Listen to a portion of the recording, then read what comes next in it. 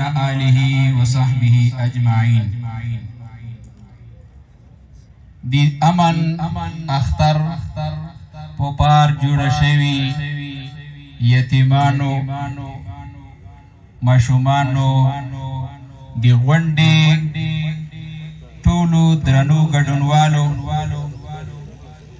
ځانګړي ډول د اسلامي امارت د جزو تامونو مشرتابه درنه علماء کرامو ملمنو او د رسنیو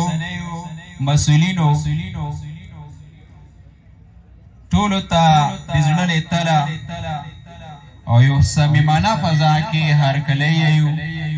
ویاړم چې یو ډېرو کلونو وروسته په یوه داسې صحنه کې حضور لرم چې د خپل د ژوند د ډېرو ارزوګانو ارمانونو او وروستی پایو درنو حاضرینو مشرانو کشرانو وخت مختصر ده تاسې وړاندې مو یو حدیث مبارک عرض کړو. نبی پاک صلی الله علیه وسلم فرمائی انا وکافل الیتیم هکذا فی الجنه. جناب ابوالهبه صاحب هم دا حدیث مبارک وړاندې کړو خو تاسو محترمو ته لږه رڼا پې اچوم. نبی پاک صلی الله علیه وسلم عید په ورځ باندې عیدګاه ته تشریف فرما او روان و. نو په لاره کې ماشومان قسمه لوبې کولې، نوې جامې اغوستې وې، دا کوڅو کې خوشحالۍ وې، نندارې وې. هغې وخت چې کومې خوشحالۍ لوبې دا ماشومانو ترسره کولې. یو ماشوم په دې ماشومانو نه جلا نوسته، نه تازگی کی بریحی او نه خوشحالی کی ښکاری او نه داسې نوی لباس یا نوی څپ کې لیدل کېږي چې د اختر دپاره د کړي وي. نبی پاک صلی الله علیه وسلم ورنږدې شو، پوښتنه یې ترې وکړه چې ته بیخي د نورو ماشومانو نه په معنی او مادي لحاظ سره، ظاهري لحاظ سره او معنوي لحاظ سره ځپل شوی وي، نو دې څه وجه ده؟ ماشوم عرض وکړو چې یا رسول الله دا ټول چې د اختر خوښۍ لمانځي، نوې جامې اغوستې دي، دوی مسکا کوي، لوبې کوي، دی په کورونو کې میندې پلرونه لري، دوی هر قسم نازولي دي، داسې خوشحال دي. زه یتیم بچی یم، پلار نه لرم، مو به څوک ونځوي؟ نبی پاک صلی الله علیه وسلم مشفق او مهربان پیغمبر دا ماشوم روان کړه خپل کور ته.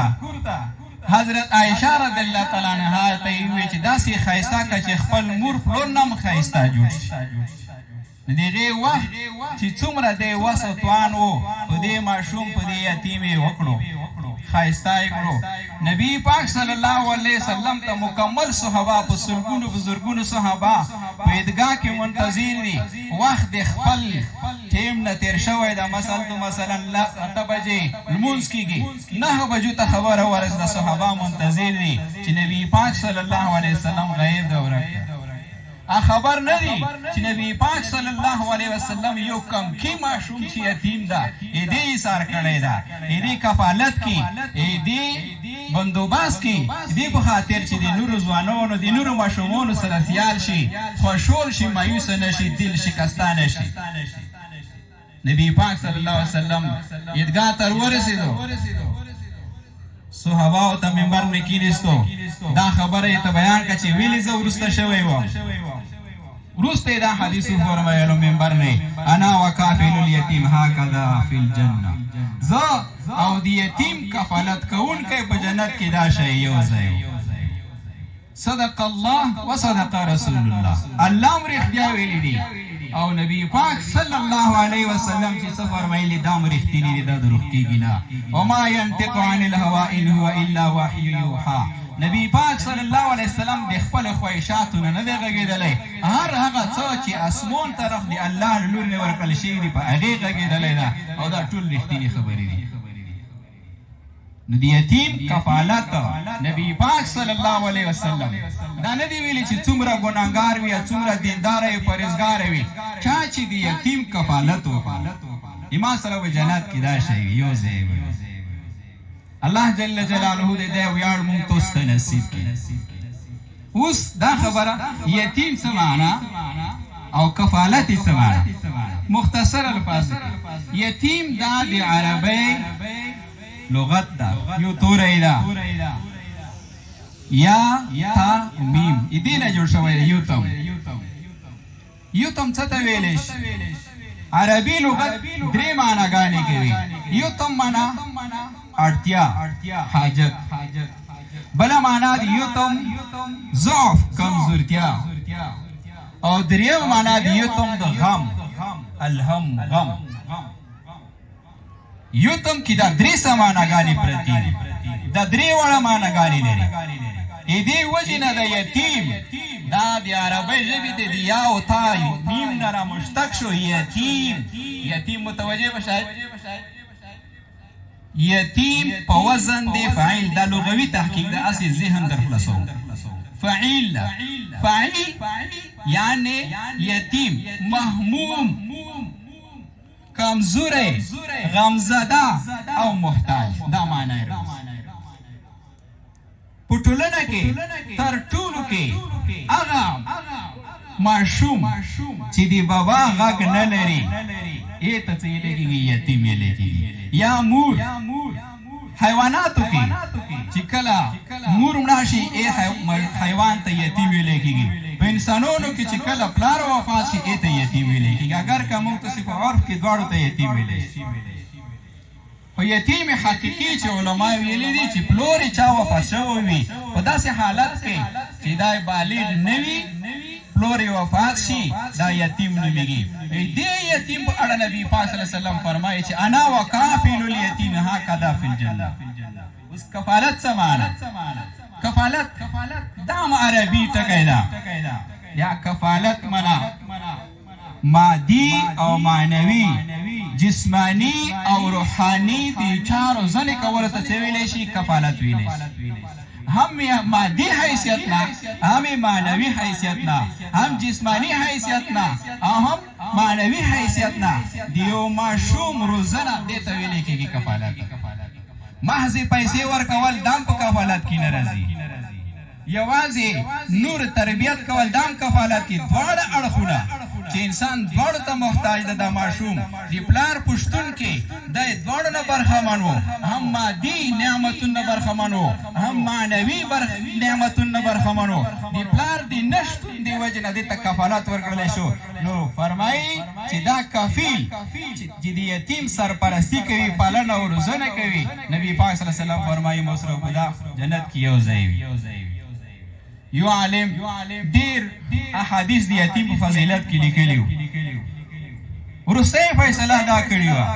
چې کله هم الله جل جلاله یوه قوم ته د خیر اراده وکړي په قوم کې یتیمون ډېر کړي وروستی هم دا لیکلي وو چې کله الله جل جلاله یوه قوم ته د عذاب او د غضب پرېکړه وکړي نو هلته کې هم یتیمون پیدا یتیم دو مخونه لري یتیم په یو مخ کې خیر موجود ده د یتیم په بل مخ کې شر موجود ده د یتیم کې یوه حیثیت نه خیرونه دي رحمتونه دي نعمتونه دي یتیم په د بل حیثیت کې بل اړخ کې قهرونه دي عذابونه دي او د الله غصې او خفګانونه جهنم الله مو د حفاظت وفرمایي نو کوم قوم کې چې یتیمون وي دا دواړه حیثیتونه پکې دي نو که چا کفالت وکړلو په کوم کور کې په کوم کلي کې په کوم قوم کې علاقه کې کفالت وشو نو دا دی الله دې خلکو د خیر اراده کړي او کوم قوم کې چې یتیم وځپل شو ورټل شو توهین شو او د کفالت نشي کېدی حتی چې دی خلک حقوق یې خوري یو ترڅنګ مادي او معنوي ضررونه ورسوي نو داسې قوم ته الله د عذاب فیصله کړی دو دې خلکو دپاره دا یتیم چې دا د قهر ذریعه ګرځي الله مو د حفاظت وفرمایي نو موږ د اسلامي امارت مشرونو لوړ پړو او منځ پړو ټیټ پړو ټولو نه په احترام سره په ډېره جدي غوښتنه لرو چې په دې په کومو څیزونو باندې بسنه ونه کړي هر حیثیت نه لکه پخوا چې دی ټټر ډبوله ده د هر غریب دپاره هر مسکین دپاره یتیمانو ته هم دا لړۍ دوامداره وساتي هم په مادي لحاظ سره هم په معنوي لحاظ سره دوی ته مدرسو ترتیب برابر کړي دوی ته د مکتبونو ترتیب برابر کړي دوی ته د پوهنتونونو ترتیب برابر کړي په کلي قوم کې کومې ستونزې وي هغه ورته حل کړي لاسرسی ورته وکړي ځانونه ورته ورسوي او الله جل جلاله دې ته مزید نور هم توفیق نصیب کړي چې دې ته ورته نور راپرسي دې په مخ بوځي هو عام ولسونو ته لکه څه ډول چې اسلامي امارت مکلفیت لري عام سرمایه‌دار خلک عام مسلمانان هم د دې غلري ذمہوارتیا لري چې د یتیم کفالت وکړي نو خبرې ډېرې نه اوږدوم د ویاړ ځای ده د خوشحالۍ ځای ده اسلامي امارت مشرتابه مجاهدینو دا مونږ ته ثابته کړه لکه څه ډول چې اورېدلي وو مجاهد او عسکر دا د ملت بچون دي دې بچون دا بیا هم د ملت بچون دي ګورئ الله نه ویرو پکور هر قسم خلق بدلتا حاضر وي هم جمهوری پال هم امارت پال امارت مجاهدینو لومړی دا غوښتنه لرو ګورئ دا ماشومان چې یتیمان دي دې کې څه نقص نشته د تېرې دورې خلکو نه هم دا غوښتنه کوو جدي کوو چې دا ماشوم چې د مجاهد نه پوتې شوی ده په دې کې تو ته کومه نیمګړتیا ښکاري دواړه د یو چا زامن وو په یوه لاره کې تللي دي ښه او بد هر چا د خپل دی پوتې شي دا ماشوم هیڅ نیمګړې نه لري هیڅ نقصان نه لري چې دې ته توهین آمیز الفاظ کارول کېږي دې سره غلط برخورد کېږي دا په غلطو نومونو یادول کېږي نو ډېره توجه مجاهدینو ورونو ته هم یم او عام ولسونو ته هم یم او پخوانۍ ادارې کارکوونکو دې ټولو دا احتراما هیله کوو چې داسې الفاظ ونه کاروي دې یتیمونو ته ور بوخلی قهر به دې نه نازل شي الله مو د حفاظت وفرمایي وروسته یوه بله د دې غونډې نه په استفادې سره یو پښتو کې یو دستور ده چې یو سړی څه غوړي د ولس نه یې چا نه جلۍ غوړوي څاروي ته دور کوي خپو کې وي ته لګړېږي زه ټولو ته ځون په خپو کې چوم سار دې ته دور کوم جلۍ ته غوړوم سول دې ته ځوانانو ورونو په افغانستان کې ډېر سخت حالات تېر شوي دي او یا اوس هم نړیوال ګاونډیان په رقم نومونو سره نه پرېږدي ګورئ یوه فکري جګړه موږ نه وروسته پاتې شوي دلته په خپله د امریکایي خبره اول وخت کې روسیانو کړې وه چې موږ ځو لس کاله به موږ نه وروسته تاسو سره ځمکه جنګېږي دومره ځمکه نه بمونه ته کرلي دي امریکایي په د الفاظو موږ ته ویلي دي موږ درنه ځو خو 100 کاله به تاسو سره د ځوانان جنګېږي او فکري جګړې د پوره موږ کسان پرېښولي دي نو د سوال دې ته کوم د الله خاطر وکړئ هغه څه چې د اسلام په ګټونه دي هغه څه چې د افغانیت په ټونه دي دې په خلاف خبرې تبلیغات او نور نشرات دې نه تیر شي قسم په خدای داسې الفاظ مو وګیا اورېدلي دي ځوان نه مې اورېدلي دي چې مور کم احتیاط سړی ونه کړي بل مفتي ته چې ورغله قسم په خدای ته چې ته کافر یې که هېڅ شادر کوي نکاح ته ځه داسې الفاظ د یوه ځوان نه په غیر اختیاري او په ډېر فخر انداز سره وځي چې دا څه کوم دا داسې دی او دا دا دي زه چې کافر شو په دې الفاظو سره لږ د خپل خلی مهار کوي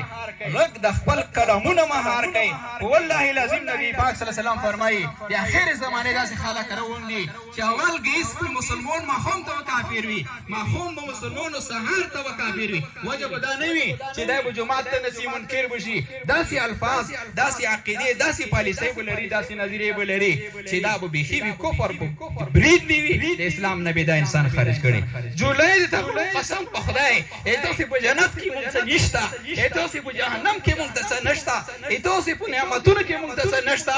داسې په سزاګانو کې مونږ ته څه نه ملويږي. سوال درته کوو یا الله نه ویره وکړئ. قرآن نه مو پوهېږئ، تاسې نه پوهېږئ. دین او مذهب نه علما پوهېږي، تاسې نه پوهېږئ. د شریعت په احکامو نه علما پوهېږي، تاسې نه پوهېږئ. ادنا خبره د اسلام دا مونږ ډېره غټه بولو، خو تاسې یوه غټه خبره هغه ځوانان چې دې ته وتلي دي ډېره ادنا بولي او بیخي بې پروا. دویم سوال دې ته کوو، ټولو ځوانانو سوال گزاری کو چې دې خبره نه نوره تېر شئ. یقینا دې پروسې ته دې یتیمولې پروسې ته طالب په خپل نفس پاکي خوله پای ویر کړلو. دې نه وروسته به طالب طرف نه څوک انشاءالله العزیز نه یتیم بیا به څوک نه کونډه کېږي. ګورئ چې طالب دومره قرباني وکړه چې خپل د سر یو نه دوه نه په لسګونو په زرګونو قاتلون یې معاف کړل او یتیمونو سلسله یې ودروله، د کونډو سلسله یې ودروله. نو اوس دا سلسله بېرته ما پیل کوئ. والله العظیم زه توبونه وو دا ماشومانو ته پوتي اثر مې په دا ماشومانو کې وي. دې کفالت بیا څوک وکړي، دې پرورش بیا څوک وکړي. لږ یا الله نه وویرېږئ. خپلو ماشومانو نو خپله ښځینهونې رحم پکار ده. دواړو خواو ته الله جل جلاله ده مونږ تاسې په صحیح معنا د خپل اسلام نه خبر او د افغانیت اصول نه مو د خدای روونکي. یوه وروستۍ خبره ته کوم چې مولونه امینه ډاکټر نه پوهان نه پروفیسر نه سیاستوال نه خارجي نه او داخلي نه چې کومه خبره اورئ د افغانستان په اړه اورئ.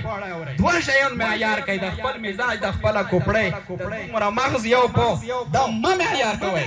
اسلامیت او افغانیت منبر نه خبره راغله مو اسلام او مو افغانیت یې مني که نه، که مني مونږ قبوله کړو که نه منبر ته یې واپس کوو. سیاستوال خبره کوي مو اسلام او مو سیاست مني افغانیت مني لبیک و سعدیک کني په مخې ورګزار کوو. بهرنیون وي خارجیون داخلیون چې هر څوک وي مونږ ته چې هر خبره کوي دا دوه خبرې معیار وګرځوئ. مونږ اسلام ایجابوي او که نه، مونږ افغانیت ایجابوي که نه. که چېرته مونږ اسلامیت افغانیت ایجابوله مونږ هغه پالیسي او که نه ایجابوله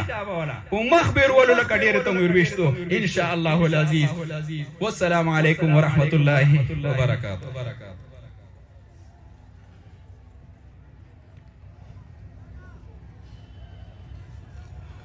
نور کله راتلو خو سګنې اختر ته نه راځي، نور کله راتلو خو سګنې اختر ته نه راځي. سګ زمونږ د کلي څو زلمي اختر ته نه راځي. ژاړې د شهید بچی له خدایه لوی اختر غواړي، ژاړې د شهید بچی له خدایه لوی اختر غواړي. مور ورته ویل پلار دې کوچني اختر ته نه راځي. ښه زیاته مننه کوله مولوي صاحب سید کریم شاه چې دلته یې تاسو ته مختصره وینا واوروله.